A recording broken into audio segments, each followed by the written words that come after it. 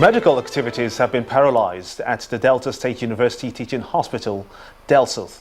This is owing to the strike action by resident doctors over the non-implementation of the senior register salary, non-payment of junior residents' doctor salaries, insecurity in Ogara, and insufficient wards to accommodate increasing number of patients, among other issues.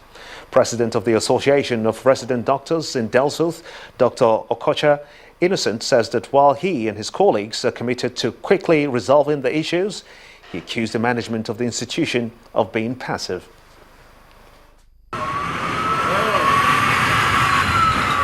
The Delta State University Teaching Hospital, Ohara, is devoid of its usual beehive of activities owing to the ongoing strike action by resident doctors. For over 8 months, the doctors claim that they've tried to appeal to the authorities to address their agitation without positive response. This is the second most busiest point in the hospital. Usually, the place is filled to the brim. That's because when we have serious patients, we bring them here. But now you can see that everywhere it's empty. There is nobody inside because of the strike. Government president needs to be more fair in this teaching hospital. We need management to be more concerned in dealing with the issues of those who are actually working in this hospital. Because, having been giving somebody about 8 months to address these issues, had a lot of meetings, showed a lot of understanding, and then nobody is really coming out, blame shift from office to office, from one level to another. It presupposes that these all well-meaning Deltans, Nigerians, and all those who are actually concerned about this should have their hand on deck to ensure that government do the needful. This is the aftermath. A patient seeking treatment for a leg injury is devastated to find out that she would not be getting help. The wards are also empty. It's an unpleasant situation, no doubt, and the state government has appealed to the doctors to call off their strike. Some of the issues the medical practitioners are raising are issues that have been on even long before this administration. But of course, you know that government is a continuum. And what the governor has done is to direct the secretary to the state government and then the permanent secretary in the Ministry of Health to meet with the doctors with a view to getting them to understand certain situations, particularly given the peculiarities of the finances of the state at the moment. The government is poised to addressing these issues, and I can bet you that it's being addressed because as we speak, a meeting is ongoing between the office of the secretary of the state government and the doctors themselves. The government is optimistic that things will be a lot better when the rehabilitation of all state-run health facilities is complete. A number of states is collaborating with the United Nations Development Programme, UNDP, to train 30 physically challenged persons in shoemaking, tailoring, hairdressing and information communication technology. The training workshop targets empowering physically challenged persons in a number of states to be self-reliant. It also is in line with the vision of the state governor, Willie Obiano, to cater for the welfare of all citizens, irrespective of their status.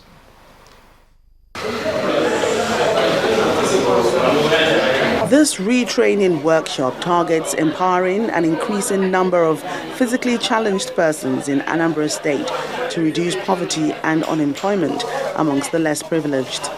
The initiative is in line with the vision of the state governor, Willie Obiano, to ensure total welfare development for all citizens, irrespective of their status.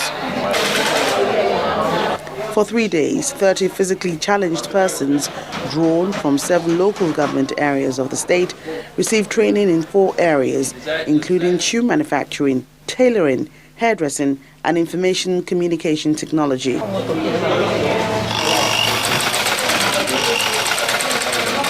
Very, very happy because this present government, Sir Willie Obiano, and her dear wife, Mrs. Obiano, they've been so kind to the physically challenged persons since they got into this role. They've been taking care of these physically challenged persons. And this know that our governor will remember us in this way. So we are very happy today because we know that our governor knows that we are also human beings like him. we are very happy about it. The state government is not working alone. This is a partnership with the United Nations Development Programme. We've concluded our training section, and at this moment we want to empower them so they can go and start up their own business, to be self-employed and be breadwinners in their homes. This is in line with our governor's vision to carry everybody along, for them to belong to the society, and we are working according to governor's vision for the states. This training does not end here. As the United Nations says, continuous monitoring of beneficiaries' progress will take place. After we have given them this training, we're providing equipment for takeoff, we're not stopping at this. We're also going to be monitoring them, how they progress and how they perform in their various skills. The trainees pledged to use their training to improve their social situation and give their families a better future.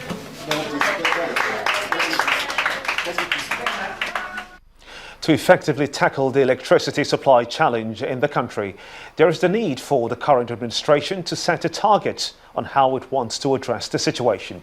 This is according to a former Minister of National Planning, Dr. Samsudeen Usman, who has advocated for a system of monitoring inputs and track the results being recorded. Dr. Usman, who spoke at a meeting in Abuja, emphasized that it is only when this is done that the nation can reap the benefits of the investment made by the sector and achieve the much desired socio-economic development there. Ask any Nigeria what their first three challenges are, and power supply will be the first. It is in this light that these Nigerians have gathered to address what everyone believes, when settled, will be the engine of development in any society. Even if Nigerians are in South Africa... While previous efforts by government to change the story is still being criticized, a former Minister of National Planning thinks that it will not be a bad idea for the new administration to take another look at the sector with a view to finding solutions to its problems. We must therefore set and agree specific targets. I can see Professor Naji, we were there in several committees. I recall when, during Eradua's government, he set the target of 6,000 megawatts. Unfortunately, of course, due to a number of circumstances, by the end of his term, this was not achieved. However, other experts are of the opinion that the models used in tackling power challenges and the activities of pipeline vandals contributed to lack of steady power supply in the country. They suggest the full implementation of past policies to make the sector vibrant. We hope that the vandals who used to bring us down once we go up will, in the spirit of change, which is blowing across the country, cooperate with this government to make sure that where we are now only goes up. The reason why we don't have 6,000 megawatts is now a project management problem. And this is very important. We could do today comfortably 6,000 megawatts, like the permanent secretary, if we had gas, if we had evacuation facility for a few NIP plants that have gas. All these are features of project management problem and not a modeling problem. Many other fora, such as this one, have come up with resolutions on how best government can tackle the issue of electricity in the country. It remains to be seen if the decisions reached here will be used to add value to the development of the sector in Nigeria. This is the news at 10. Ann Waldo joins us in just a moment for business news.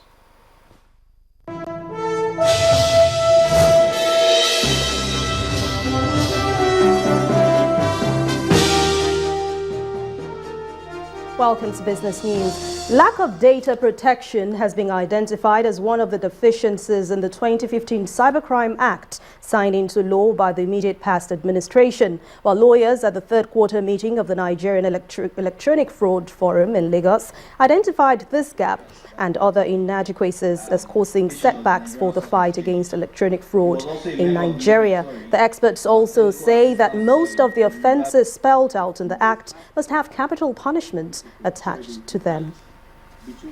There are potential concerns around how do you handle the data that you maintain in relation to your customers and the activities of your customers?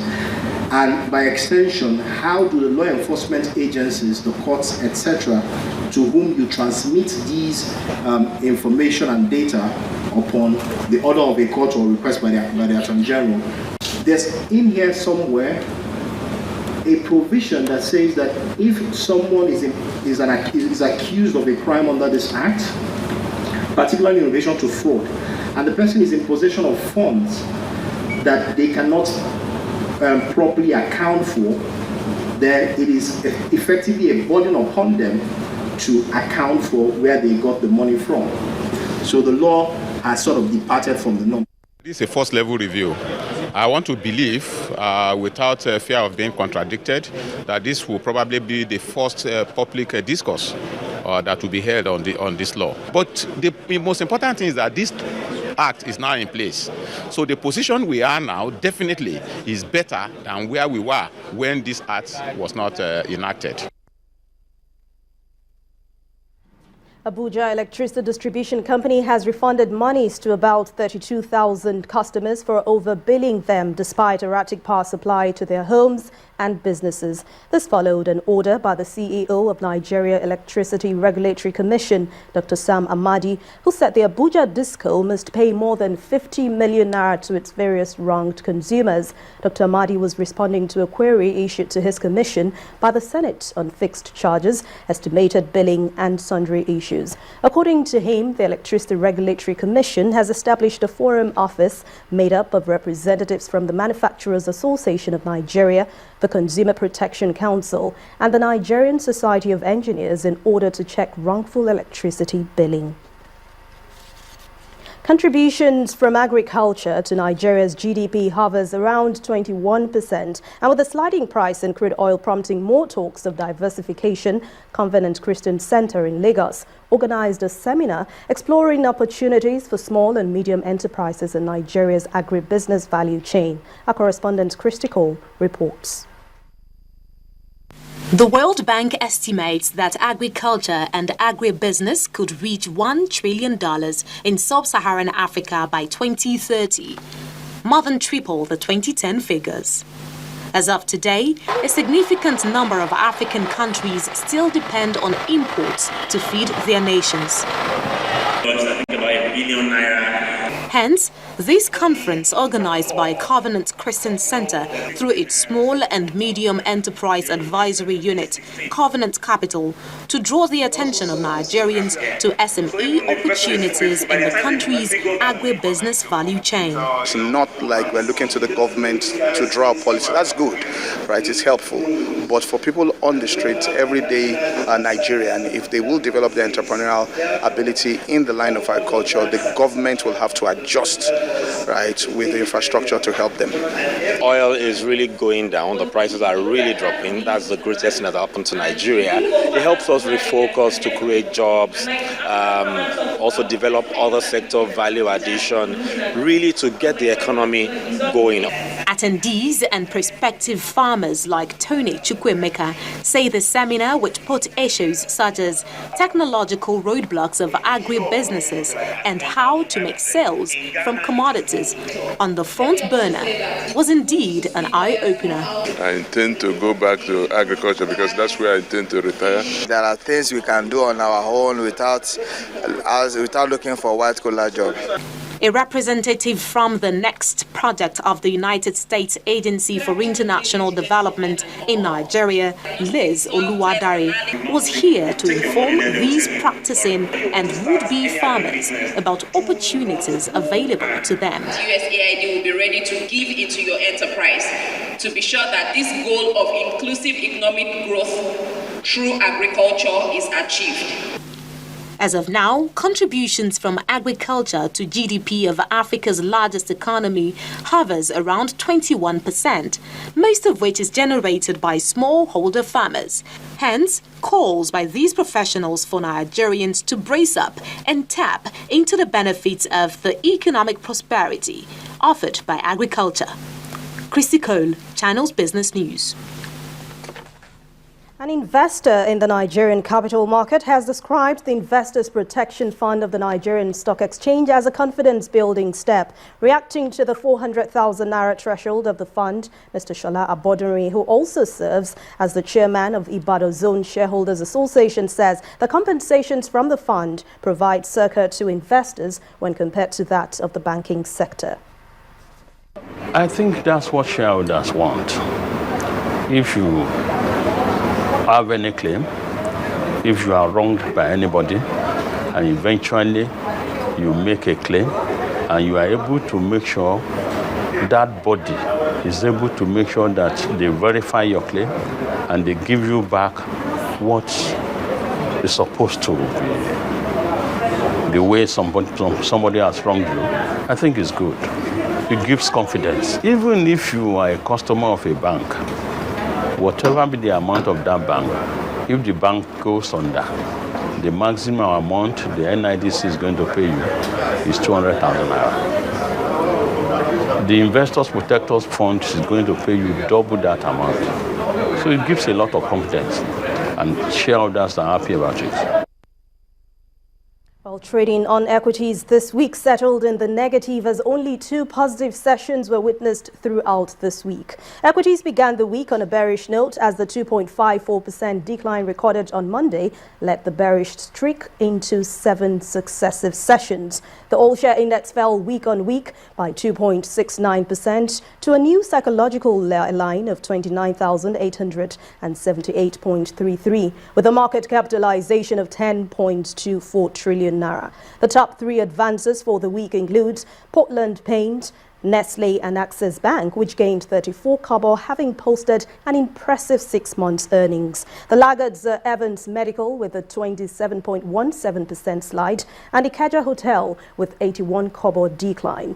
Cadbury on its own part slipped by 14.23%. Equity Assurance, Access Bank and UBA were the most actively traded companies for the week. But sectorally, the financial services sector pulled a volume of 4.01 billion, while the conglomerates did turnover a value of 342.65 billion naira for the market. A total of 53.38 million shares were, however, exchanged in the consumer goods sector.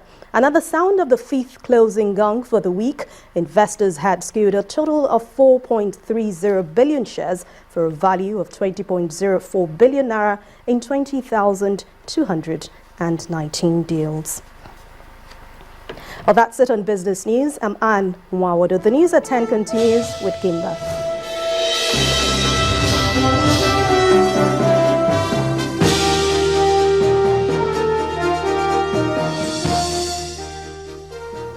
Still ahead on the news at 10, the much-anticipated men's 100 meters finals takes place tomorrow in Beijing. Usain Bolt puts his status as sprint king on the line. That's the sports news. Stay with us.